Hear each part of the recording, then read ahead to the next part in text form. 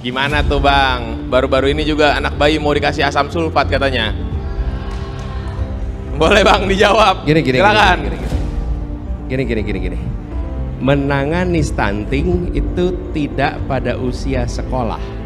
Menangani stunting itu sebelum ibu hamil. Ingat-ingat nih, sebelum ibu hamil. Jadi kesehatan calon ibu itu sudah harus dipikirkan. Calon ibu nih, baru calon ibu. Dan calon ibu itu membutuhkan itu tadi. Apa tadi yang disebutkan? Satu adalah zat besi, dibutuhkan sekali. Zat besi. Zat besi dapatnya dari mana? Ya, dari daging, dari makanan. Kemudian yang kedua adalah yodium. Kita tahu yodium. Yang ketiga asam folat. Asam folat itu didapatnya dari tanaman, bukan di bengkel. Nggak ada asam folat itu. Bukan asam sulfat berarti ya? Asam folat. Asam folat. Calon Wakil Presiden Gibran Rakabuming Raka diduga blunder soal ibu hamil dan asam sulfat. Pernyataan tersebut kini viral di media sosial. Berdasarkan video yang beredar, Gibran diduga mengatakan soal itu saat menghadiri diskusi ekonomi kreatif. Di acara tersebut, Gibran membahas soal ibu hamil dan bagaimana kesehatannya terjaga. Lalu ketika hamil harus dicek dia misalnya asam sulfat, yodiumnya terpenuhi nggak? Ketika anaknya lahir sampai 2 tahun, ASI-nya terpenuhi nggak? Sayangnya, Gibran diduga salah menyebut gizi yang dibutuhkan ibu hamil. Seharusnya ia menyebut asam folat, tapi yang terucap malah asam sulfat, yang mana malah berbahaya bagi ibu dan janin yang dikandungnya. Gara-gara Mas Gibran salah sebut asam sulfat untuk ibu hamil, ini jadi sorotan. Apa sih kemarin saya nyebutnya? Asam sulfat dan yodium, Mas. Salah ya? Iya, Mas. Itu salah, Mas. Itu kan jadi sorotan itu, Mas. Oh, oke. Ya mohon maaf, mohon dikoreksi ya. Harusnya apa tuh, Mas, kalau bukan asam sulfat? Saya nanya apa? Asam folat.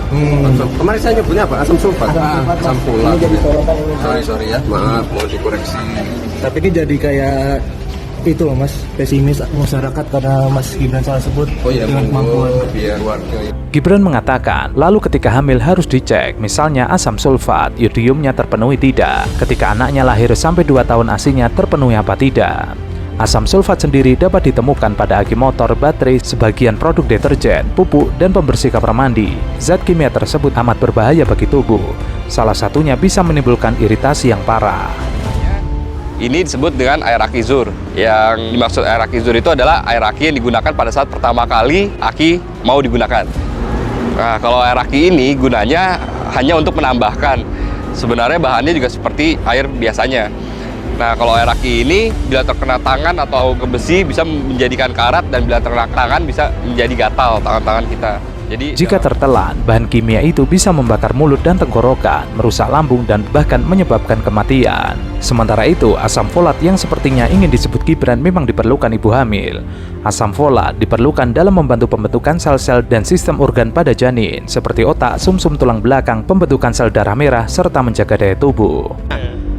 Itu diberikan lewat apa? Pemberian kepada ibu hamil. Lalu dipastikan, kami membuat di Jakarta, saya lihat nama programnya, kita membuat nama programnya itu, saya izinkan saya mengenalkan di sini. Ini bersama-sama kami hadir, pertama Bapak Habib Abu Bakar Al-Habsyi, Pak Habsyi.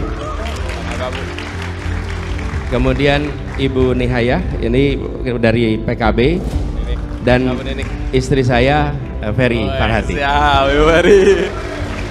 Nah, pada waktu itu ketika kami bertugas di Jakarta, beliau memimpin sebuah program namanya Bagimu.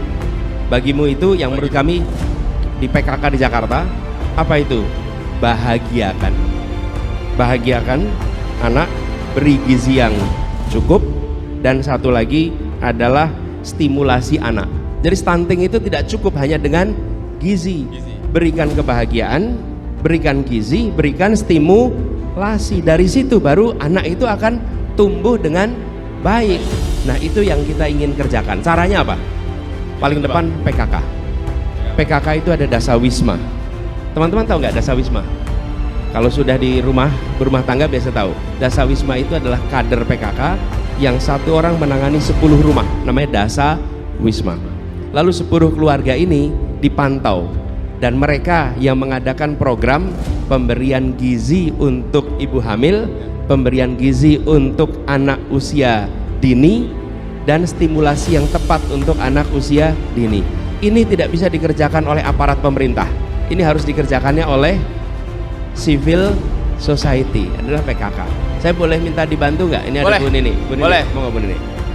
Silakan. Sementara terkait susu gratis yang dibagikan oleh Gibran di acara kampanyenya mendapatkan kritikan dari para dokter. Pertama, kritikan tersebut karena wali kota dianggap sudah melanggar aturan tentang larangan kampanye di CFD. Akan tetapi kepada wartawan, Gibran mengaku tidak kampanye.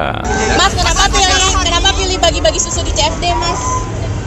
Ya, kita pilih lokasi yang paling dekat aja dan paling banyak masa. Kenapa susu sih, Mas? Ya, nggak semua makanan yang bergizi kenapa? Itu kan salah satu dari program kami, kan ada program makan siang gratis dan susu gratis. Nah, kenapa Mas, harus di CFD CFD, Mas? bukan Kita nggak boleh sebenarnya- buat politik, Mas. Iya, Mas. Kan di CFD nggak boleh berpolitik. Kan tanpa APK, ini kosong, ya. Dan kita kan nggak ini apa melakukan pengajakan untuk apa coblosan atau apa kan. Namun, diskusi yang tidak kalah menarik adalah soal keputusan Gibran membagikan susu UHT. Saat ditanya mengapa memilih susu daripada makanan bergizi lainnya, Gibran mengatakan hal itu sesuai dengan visi misi Prabowo Gibran. Itu karena salah satu programnya ada makan siang gratis dan susu gratis. Pada beberapa kesempatan berbeda, Prabowo memang menegaskan akan mengadakan makan siang gratis dan membagikan susu gratis untuk mengatasi stunting di Indonesia. Kita mau kasih makan siang dan susu kepada semua anak Indonesia.